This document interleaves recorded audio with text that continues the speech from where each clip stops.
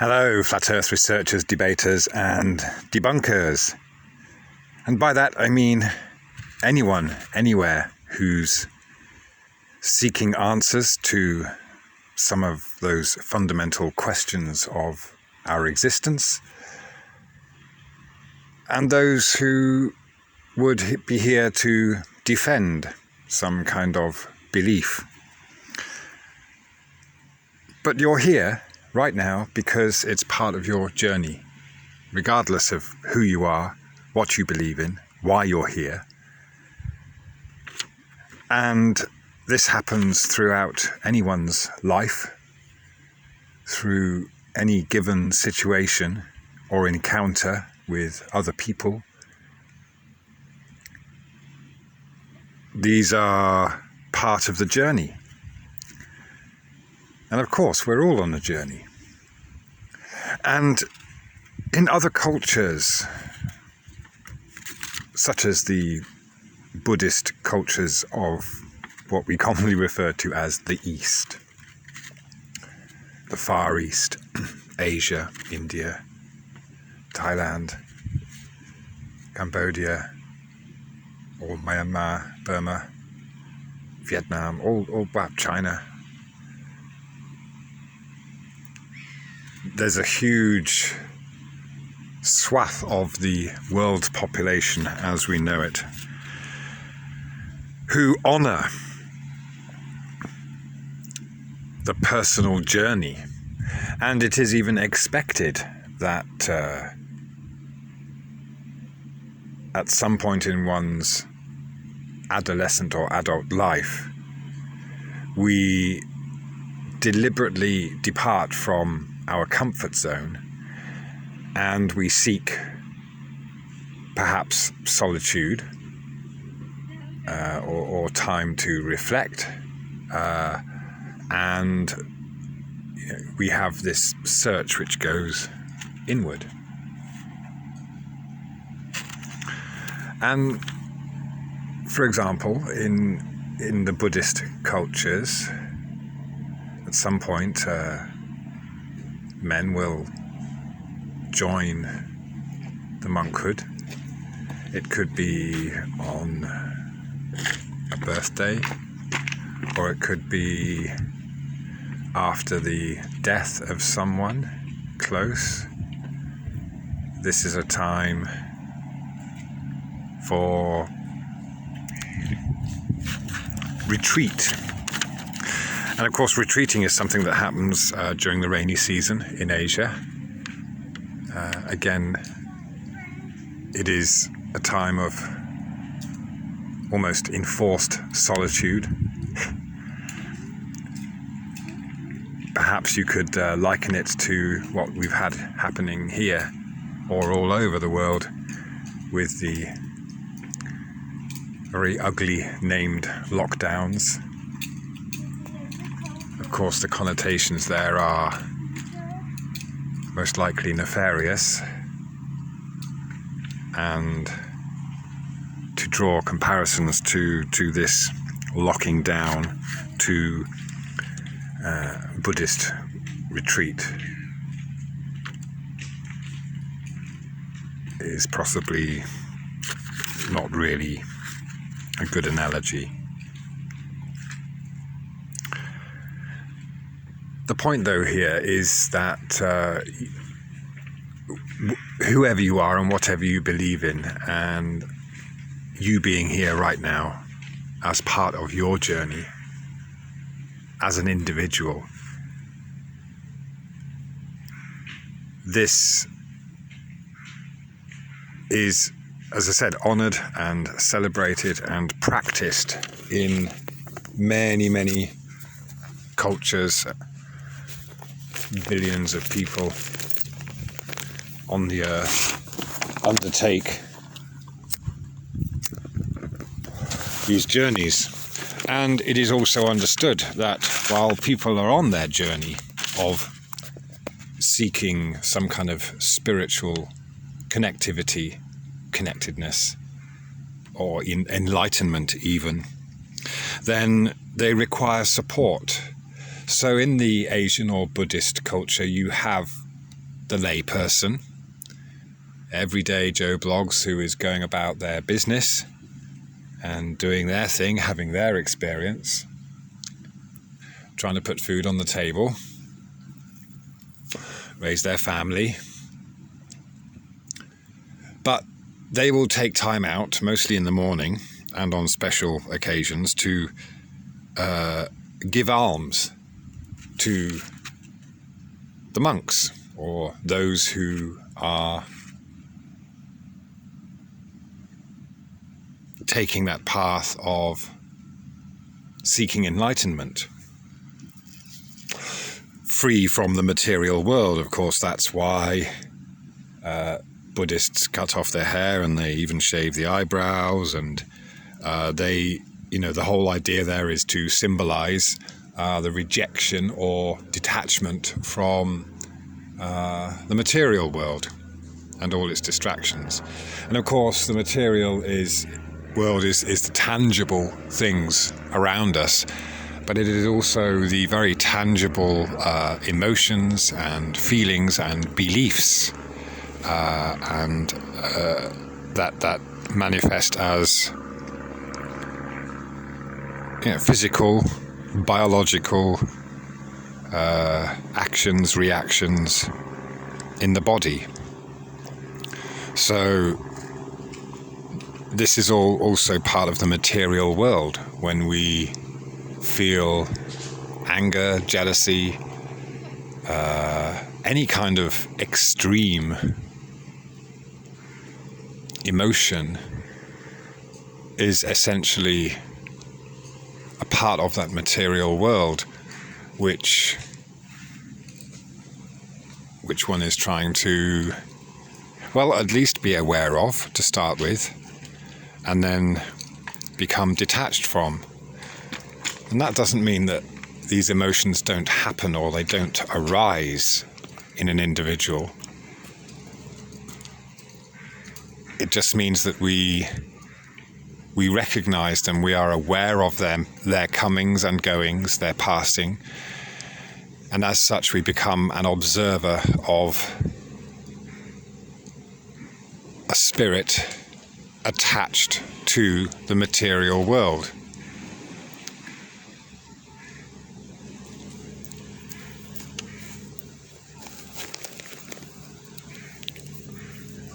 So, of course,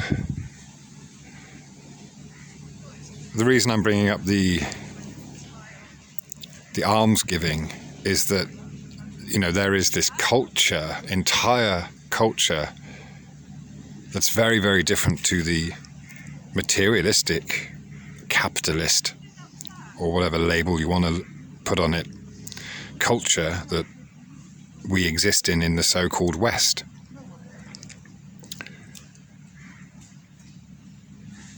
Is one better than the other? Not necessarily, because, as I said, it doesn't matter who you are, what you believe, or what your point of view is, or what kind of experience you're having, or what led you to this point right now on your journey. Then it's supposed to be that way. It's very easy to say to ourselves or cry out in frustration when things don't appear to be going our way. We can say, it's not supposed to be this way. Well, how do you know? How do we know? Yeah. It's whatever experience we have, perhaps it is supposed to be that way. And there's no ultimate destination, is there? That's the thing. We are very much preoccupied with the past, an unchangeable past, and an unforeseeable future.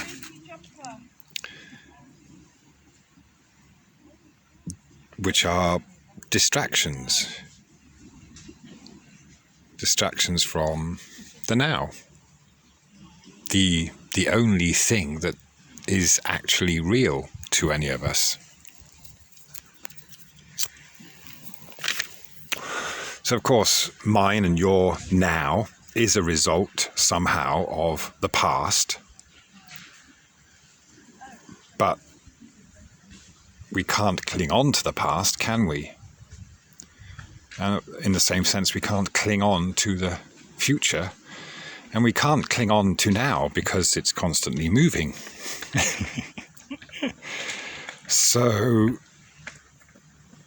what are we talking about? We're talking about freedom, emancipation from the material world, which includes all those emotions and attachments to ideas, thoughts and beliefs and concepts and our own memories and mind,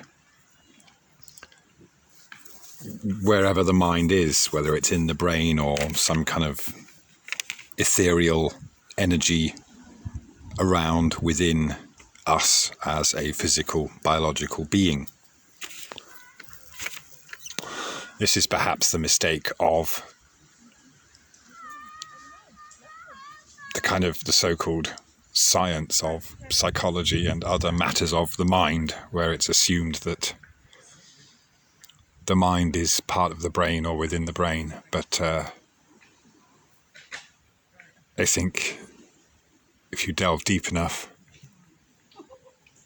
even the most educated and qualified brain experts cannot tell you what's actually going on in there and where the mind is in all of this.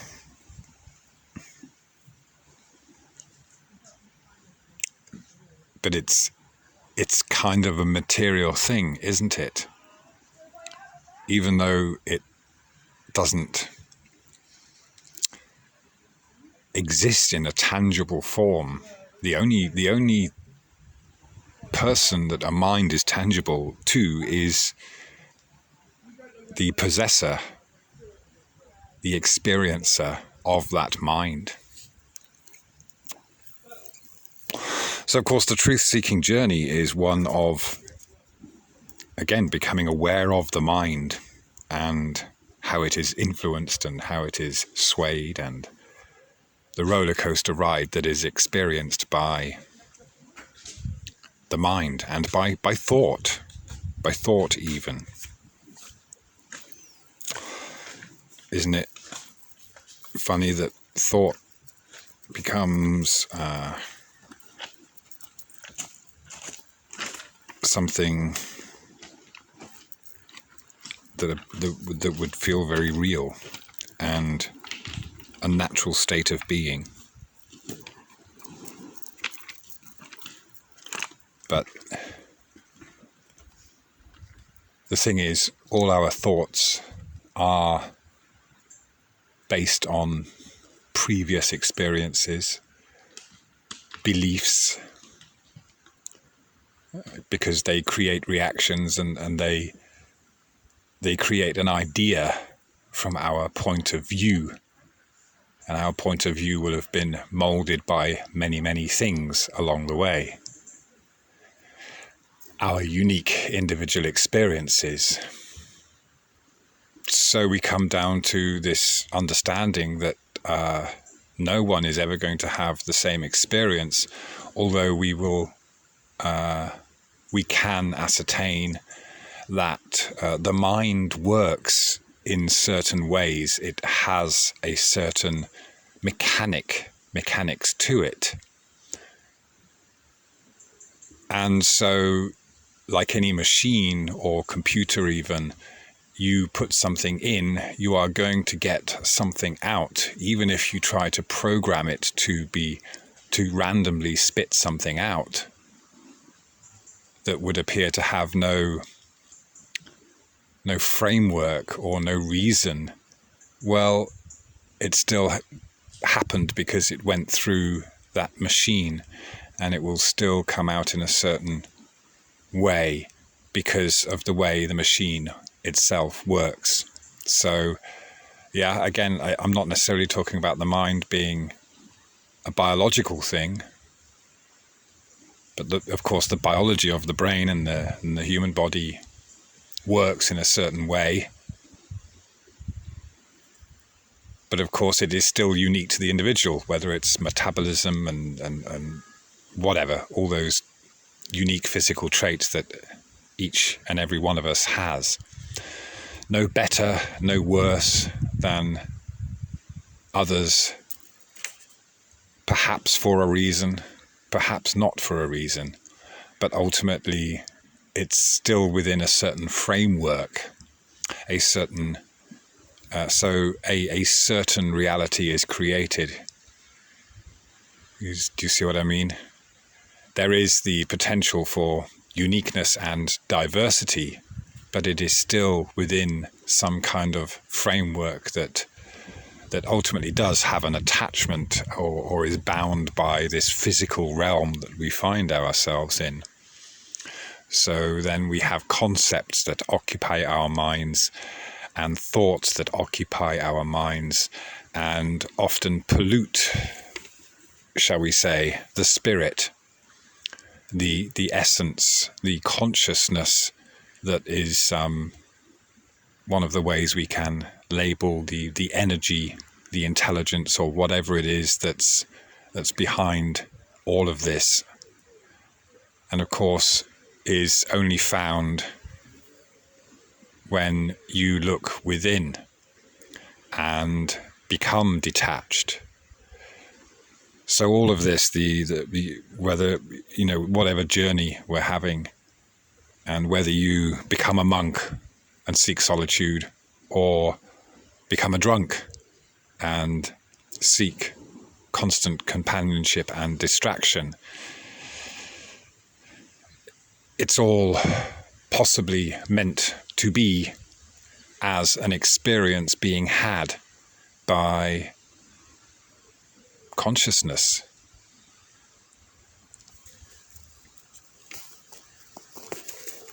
Because where do we get when we try to argue a point of view or a realization? We often get nowhere with another individual who isn't intentionally on a truth-seeking path.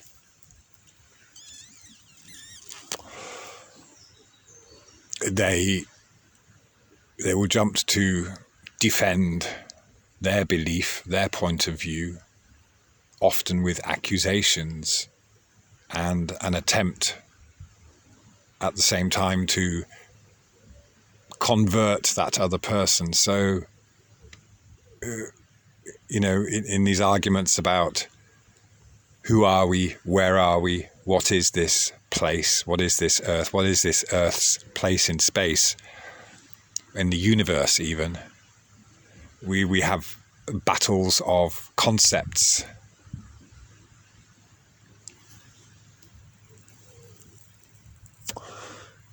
But of course, ultimately, if we are seeking truth, we look around us and we are acutely aware of the boundaries, the limitations, or even the way things are in this life experience. And we realize that there's not a lot we can do for other people. We can only really do for ourselves, and other people or other individuals, will encounter us, encounter each other as part of their journey. Whether there's an awareness of consciousness having an experience and being on a journey or not, comes down to the individual. But ultimately, they are. You you can't tell someone they are behaving in a way that is an attachment to their own belief, or that they are acting out of fear, because you know that they are defending their beliefs and attacking you for pointing out that all anyone has ever had is a concept and stories.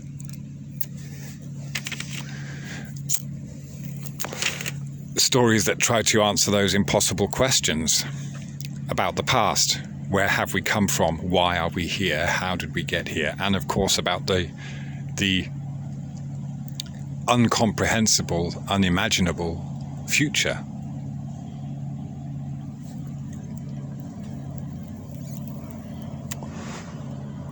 The beginning and the end.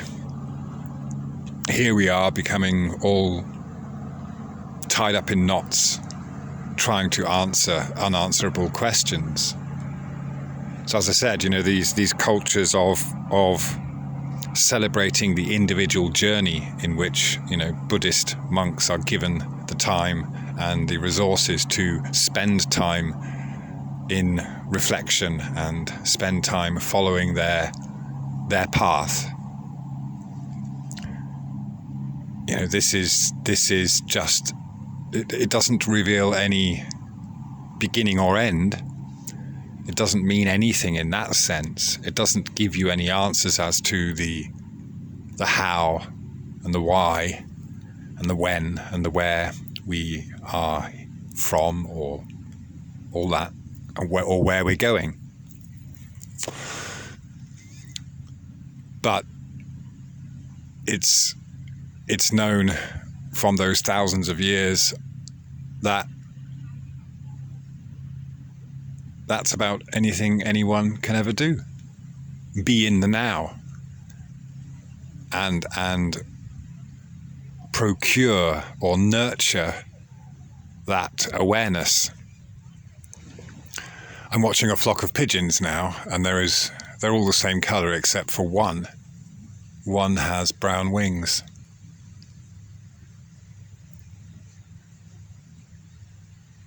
Interesting. They're not behaving any differently.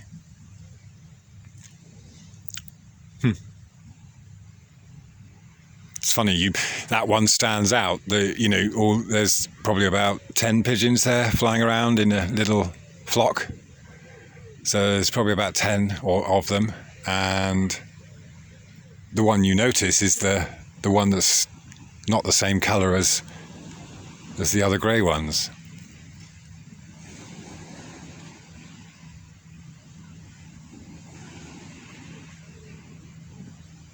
And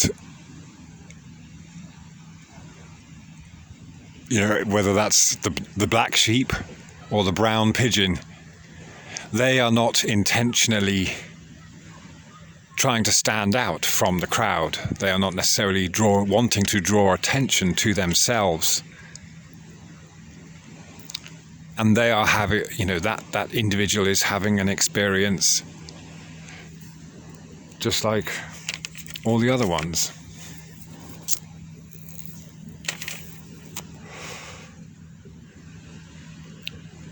The thing is about thinking too much about all of this is we can become riddled with guilt.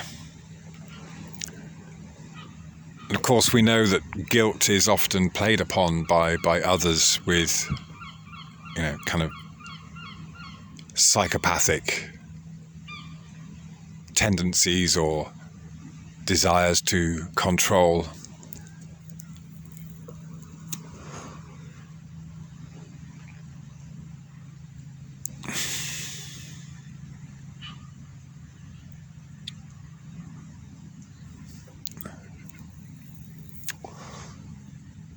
But that's the world we live in, isn't it? That is the reality of this place. We have billions of individuals acting and behaving in ways that are provoked by their belief or their attachment to the material world or to the material mind, the material beliefs.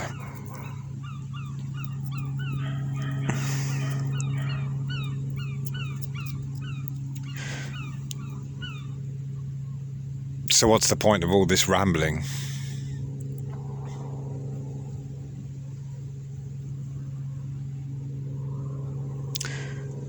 Your journey is yours.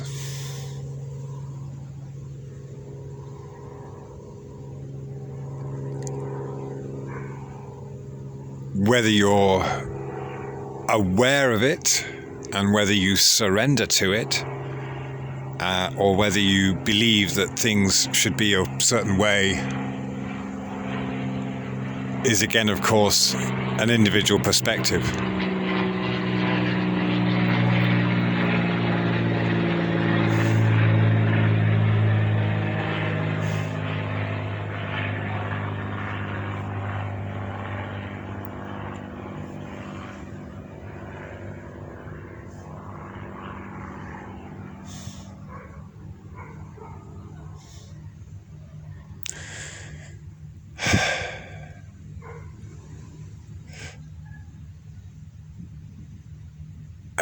We find ourselves in a culture, again, especially in the West, where you've got to get a job, as if there is some authority out there, some entity, some body as in a corporation that is there to give us a job, to allow us to make a living, and that we should become a cog in that mechanism. This is the structure of our society that we are born into and kind of herded into going along with. But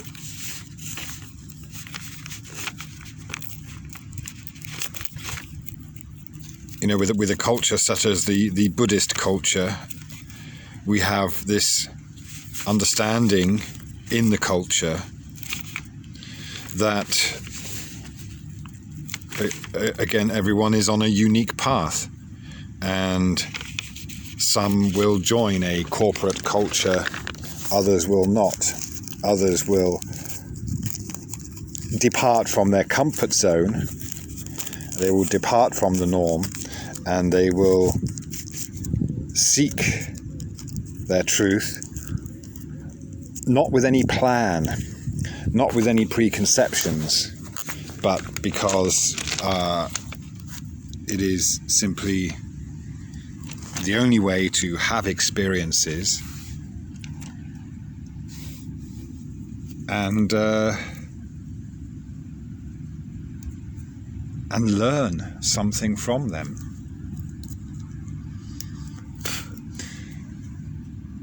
So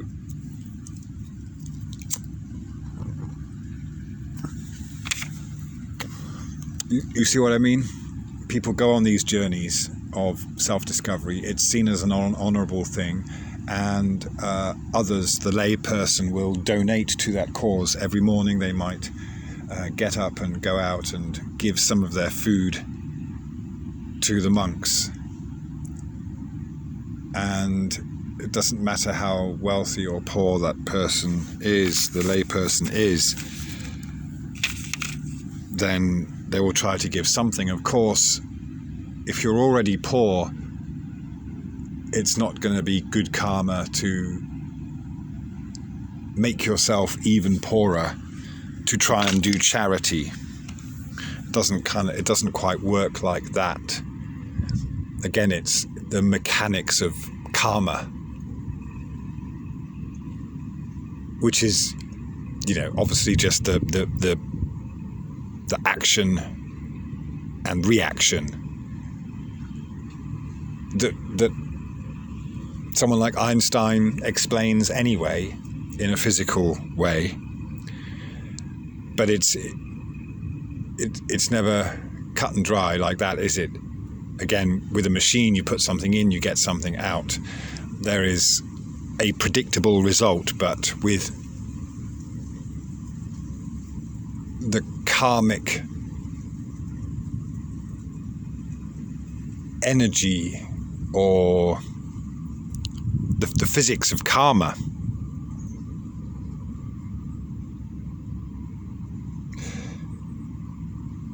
is of course beyond our comprehension, or beyond our ability to see or even perceive as a tangible reality.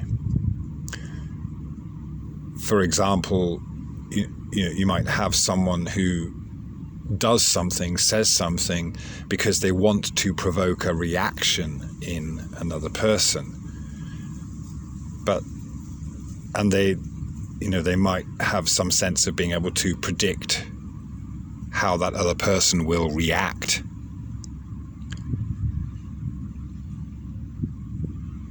But often they'll find themselves flummoxed because they get a reaction that they couldn't predict or didn't expect or hadn't planned for.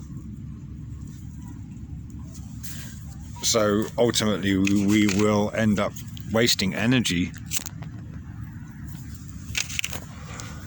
trying to provoke reactions, and of course responding by being provoked. We waste energy because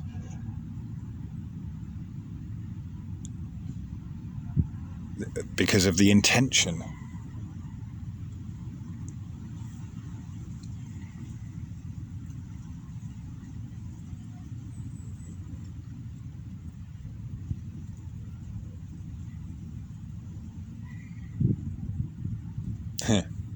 Yeah, I thought, it does come down to intent, doesn't it? And in that sense, we are creators. We create our karma. We create situations with our intent. And if we intend to provoke someone, it is usually because we perceive some kind of personal gain from that. Of course, we might kid ourselves sometimes that we are acting in a benevolent way by pointing out someone's fallacies, or pointing out that someone has a belief, or pointing out that someone has made an assumption, a wrong assumption. But if they had that intention in the first place to provoke, then they're not ready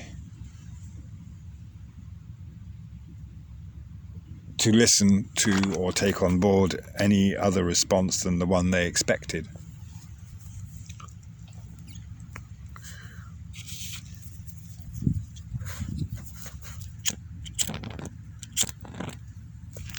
So here we all are, flat earthers, globers, whatever, trying to tell each other this is the way things are. But ultimately, no one can prove anything. And for the most part, most of us don't want to listen to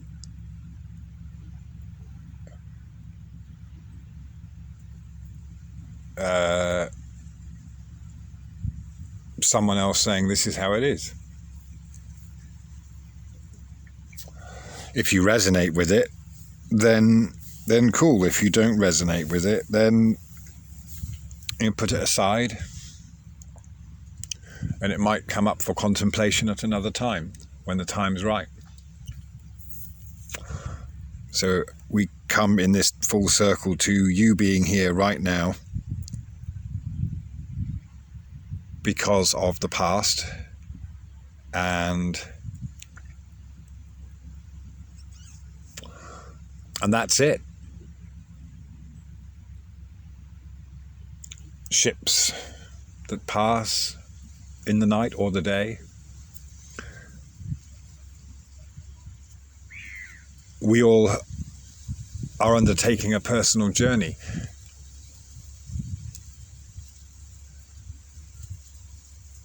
And the only truth we can seek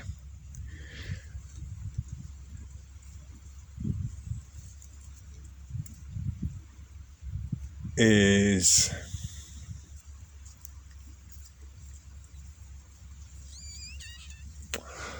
awareness.